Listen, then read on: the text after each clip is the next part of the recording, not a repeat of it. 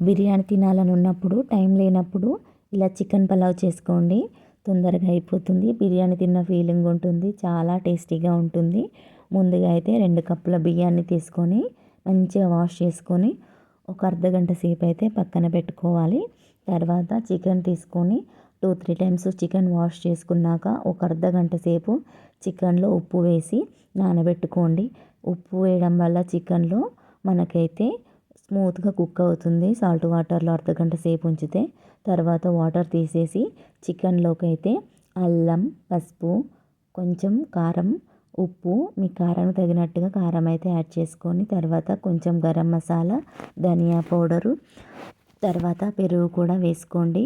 ఇవన్నీ చికెన్కు పట్టేలాగా మంచిగా కలుపుకోండి. మసాలాలన్నీ చికెన్కి అయితే పట్టుకుంటాయి. ఇలా మ్యారినేట్ చేసుకున్న చికెన్ అయితే ఒక అర్ధగంట సేపు పక్కన పెట్టుకోండి.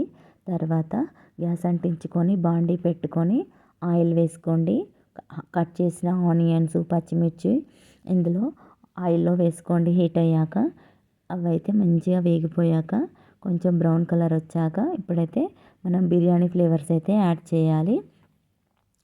మీకు నచ్చిన బిర్యానీ ఫ్లేవర్స్ అయితే యాడ్ చేసుకోండి. నేనైతే దాల్చిన చెక్క, యాలకులు, మరాఠీ మొగ్గ, అనాస పువ్వు, బిర్యానీ ఆకు ఇవన్నీ వేసుకున్నాను. తర్వాత ఇవి కూడా కొంచెం వేగిపోయాక ఒక 2 టమాటాలు అయితే వేసుకోండి. టమాటాలు కూడా మంచిగా వేగిపోయాక మనం ముందుగా కలిపెట్టుకున్న చికెన్ అయితే వేయండి.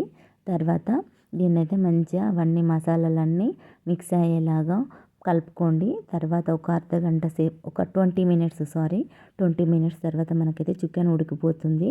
తర్వాత మనం నానబెట్టుకున్న రైస్ని అయితే వేసేయాలి. రైస్ వేసాక అయితే ఒక 5 నిమిషాలు రైసు, చికెను ఇవి 2 మిక్స్ అయ్యేలాగా మసాలాలన్నీ రైస్కు పట్టేలాగా ఒక 5 నిమిషాలు అయితే కలుపుకోండి. తర్వాత ఇందులోకైతే ఇప్పుడు వాటర్ యాడ్ చేసుకోవాలి. కప్పు బియ్యానికైతే కప్పున్నర వాటర్ అయితే యాడ్ చేసుకోవాలి. కప్పు బియ్యానికి కప్పున్నర వాటరు. నేనైతే 2 కప్పుల బియ్యం తీసుకున్నాను కదండి. నాకు 3 కప్పుల వాటర్ అవసరమవుతాయి. నేను 3 కప్పులు వేసుకున్నాను. మీకు ఒకవేళ కన్ఫ్యూజన్ లేకుండా ఉండాలంటే బియ్యం నానబెట్టుకునేటప్పుడే కప్పు బియ్యానికి 2 కప్పుల వాటర్ యాడ్ చేసుకొని నానబెట్టుకోండి. అలాగే వాటర్తో సహా వేసుకోండి. తర్వాత అయితే ఇందులోకి పుదీనా, కొంచెం కొత్తిమీర కూడా వేసుకొని మూత పెట్టేసి ఒక 20 నిమిషాల పాటు అయితే కుక్ చేసుకోండి. 20 నిమిషాల తర్వాత అయితే మనకైతే పలావ్ అయితే రెడీ అయిపోతుంది. ఇలా తేమగా ఉన్నప్పుడైతే గ్యాస్ అయితే కట్టేయండి. మనకు పలావులు ఏవైనా సరే బిర్యానీలాగా మంచిగా ఇలా పలుకుగా ఉండదు. ఇలా తేమగానే ఉంటుందండి పలావ్ ఏదైనా కూడా. ఎంత టేస్టీగా ఉంటుందో దీన్నైతే ఇంకా వేడిగా తింటే బిర్యానీకి ఏమాత్రం తీసిపోదండి. చాలా టేస్టీగా ఉంటుంది.